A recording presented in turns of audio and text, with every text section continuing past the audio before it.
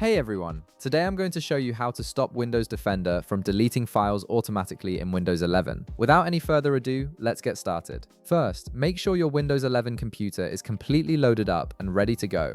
Once everything is running smoothly, we can begin the process. Now, direct your attention to the Windows Start menu located on your taskbar at the bottom of your screen. Click on it to open the Start menu. Once it opens, type Settings into the search bar and press Enter. This will launch the Windows Settings application where you'll be making the necessary changes. When the Settings window appears, look for and click on the Update and Security option.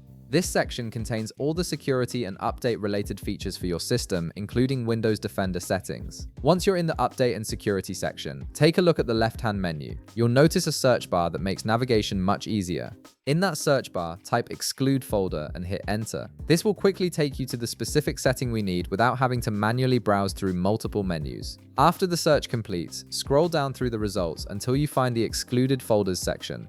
This is where Windows Defender allows you to specify which folders should be protected from automatic file deletion. In the Excluded Folders section, you'll see a plus icon. Click on this icon to add a new exclusion.